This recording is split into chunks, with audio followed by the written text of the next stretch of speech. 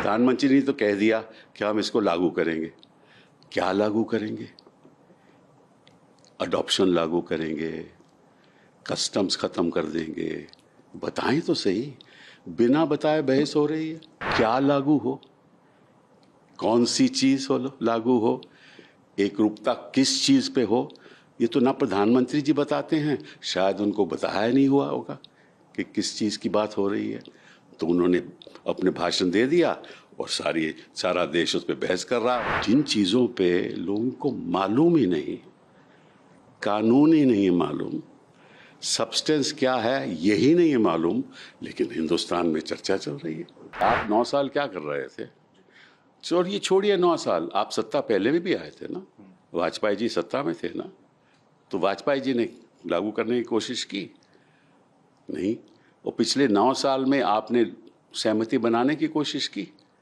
जो stake holders हैं civil society के, उनसे बातचीत की आपने?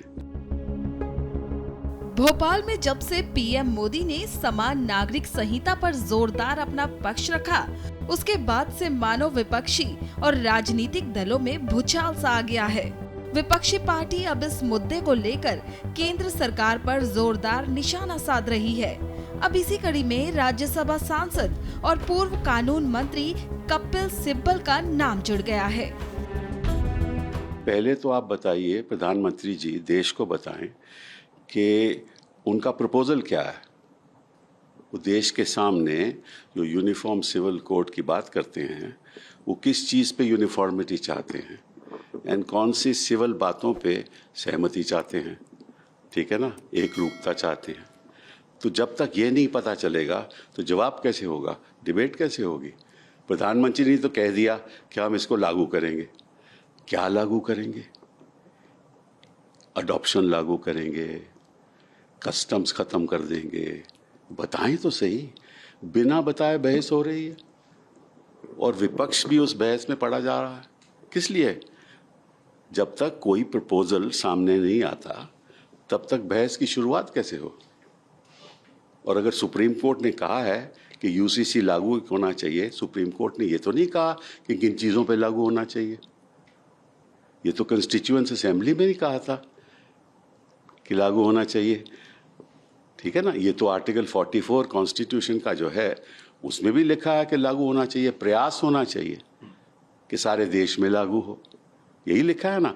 बट क्या लागू हो, कौन सी चीज हो लागू हो, एक रूपता किस चीज पे हो, ये तो ना प्रधानमंत्री जी बताते हैं, शायद उनको बताया नहीं हुआ होगा कि किस चीज की बात हो रही है।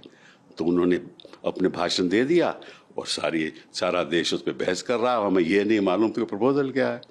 जहाँ तक उत्तराखंड की बात है, वो तो लागू हो ही नहीं सकता, क्योंकि जो आर्टिकल 44 वो कहता है कि प्रयास होना चाहिए कि सारे देश में यूनिफॉर्म सिविल कोड का प्रयास होना चाहिए। तो उत्तराखंड का जो यूनिफॉर्म सिविल कोड है वो तो सारे देश में लागू नहीं हो सकता ना, क्योंकि आपको मालूम है कि दी असेंबली की जो पावर्स हैं वो तो उत्तराखंड की बाउंड्री से सीमित हैं। तो वो कोड तो लागू मध्य प्रदेश में नहीं हो सकता ना वो लागू केरला में हो सकता है। तो वो यूनिफॉर्म सिविल कोड कैसे हुआ? अब जिन चीज़ों पे लोगों को मालूम ही नहीं, कानून ही नहीं मालूम, सब्सटेंस क्या है यही नहीं मालूम, लेकिन हिंदुस्तान में चर्चा चल रही है। आप 9 साल क्या कर रहे थे? और ये छोड़िए 9 साल, आप सत्ता पहले में भी आए थे ना, वाजपेयी जी सत्ता में थे ना, तो वाजपेयी जी ने लागू करने की कोशिश की नहीं, और पिछले 9 साल में आपने सहमति बनाने की कोशिश की। जो स्टेक होल्डर्स हैं सिविल सोसाइटी के, उनसे बातचीत की आपने नहीं। तो अब क्योंकि 2024 आ रहा है तो कब्रिस्तान और शमशान घाट की वो तो डायलॉग ख़त्म हो गया, अब नया डायलॉग शुरू करना है इन्होंने। तो नया डायलॉग, और मुझे ताज्जुब इस बात का है कि कुछ विपक्ष के लोग इसके हक में हैं, कुछ खिलाफ हैं, लेकिन मालूम नहीं किसके हक में और किसके खिलाफ हैं, क्योंकि यही नहीं मालूम कि प्रपोजल क्या है।